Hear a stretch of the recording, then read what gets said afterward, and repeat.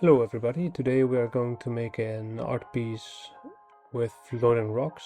This art piece is inspired by a mock-up of an art piece that I found on Pinterest. It's a brutalist art piece. I thought it looked really cool and that I could do a cool variation of it.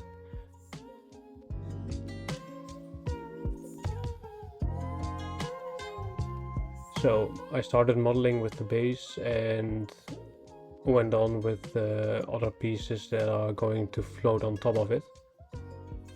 With the main pieces done, I quickly went on to making the floor beneath the piece.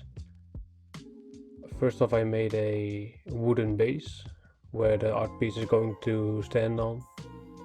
This wooden piece isn't anything special, but it adds a little bit to the scene. After that, I made a backdrop, gave it a bevel so you won't see the hard edges. The lighting setup is quite simple, actually. It's just a 3-point lighting setup using the area lights. These lights will be tweaked later on, but this is a good start to see the materials that I'm going to use. The materials I got from Blender Kit. This is a add-on with anything from models to materials to HDRIs and so on. And what I used for the stones was a stone granite material with a displacement map on it to make it look extra real. Make sure to UV unwrap your models correctly so you won't see any seams. First off, I thought it would be cool to, just like in the inspiration, make the base also from stone. But I found it way cooler to make the base from a metallic material, also from Blender Kit.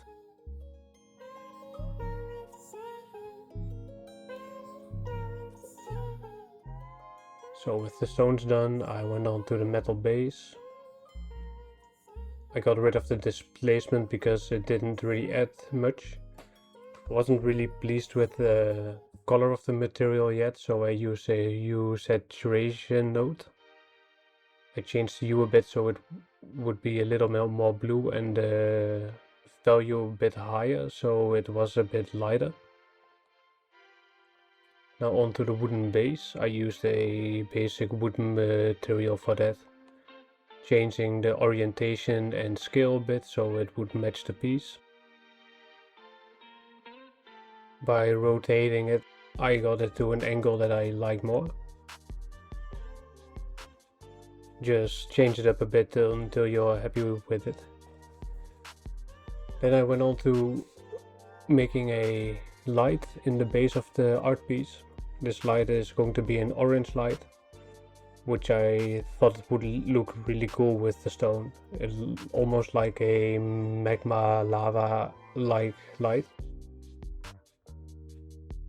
In addition to that, I used a rim light setup, so the material would get a nice white outline edge. To make sure you get that outline, you can change the beam shape. So the spread would be less, so the light is more focused on one point. By stretching out the light, I made sure all the edges have a rim light.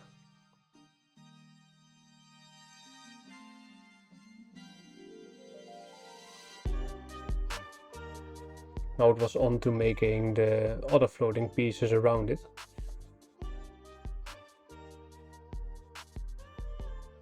It starts out sort of like a banana shape, but stick with me here, it's not gonna stay that way. Just changing it up a bit, making it a bit smaller, longer, turning it around until you're happy with it. These pieces are going to be copied and pasted and changed up a bit and placed all around the piece. I wanted to make sure the whole piece feels like it's plucked straight out of nature.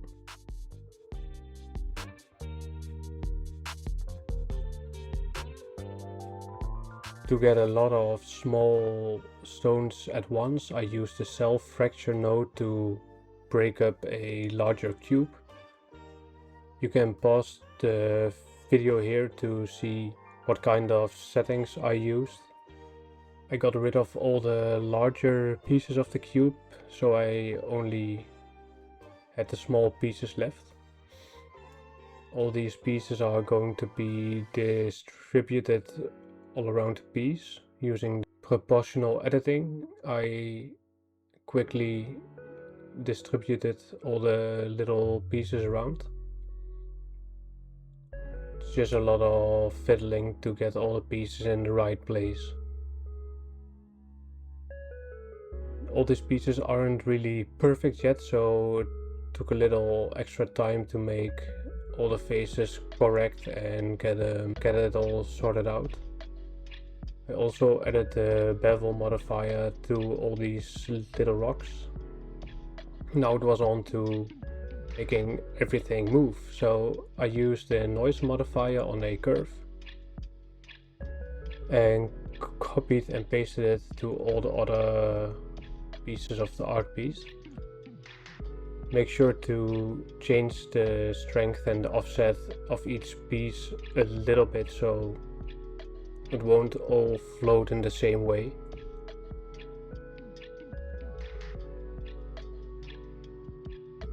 As you can see here, I changed every offset. It's quite a time-consuming process, but the result is worth the wait. If you guys have any suggestions how to do this kind of stuff faster, please let me know. Now I made sure to move all the pieces to the ground board to make a sort of startup animation. So every piece starts from the bottom and floats upward to the other pieces. That in combination with the light will go on and then go harder. I did this for all the small rocks.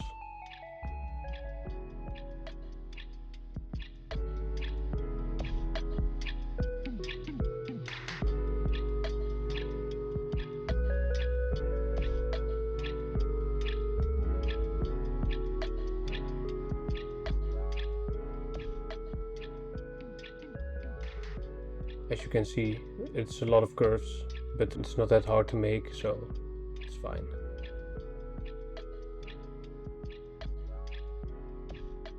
Yeah, I added the volume scatter box. Using this you can make the lights pop more, because the lights will bounce around in the volume scatter a bit.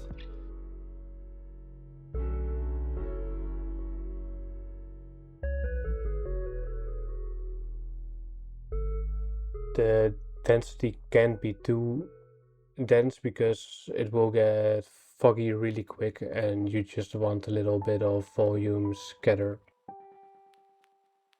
Now it was on to the compositing. I used some nodes to make it feel a little bit more realistic. The vignette makes sure the focus is solely on the art piece and not on the stuff that's going on around.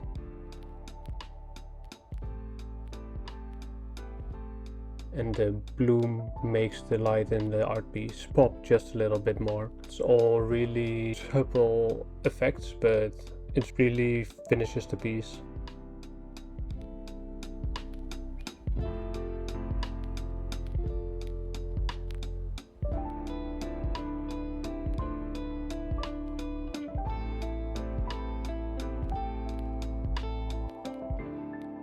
Now it was onto the camera work. The cameras move from the center to the back.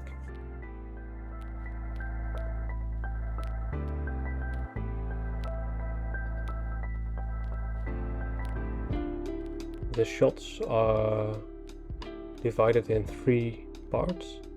The first part is a zoom out, the second part is a camera that moves from the top to the bottom, and the third part is a camera that revolves around the piece. You can see the cameras in the timeline. You can add a timestamp for every camera in the timeline by pressing Ctrl B. What this does is that when the timeline moves over that timestamp, the camera will switch from one camera to another.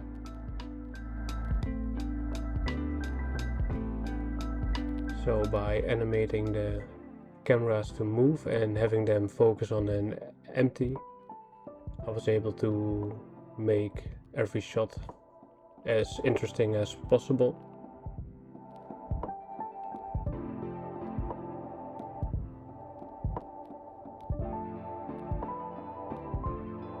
Now one final touch was adding waves to the bottom of the art piece. These pulsing waves make it look like there's some kind of mechanism that's making all the stones float.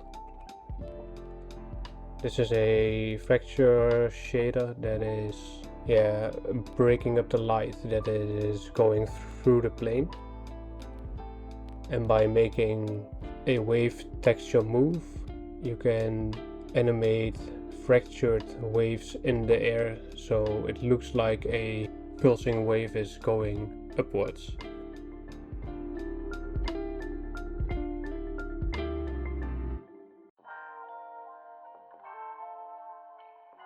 You can pause the video here if you want to see the material and use it for yourself.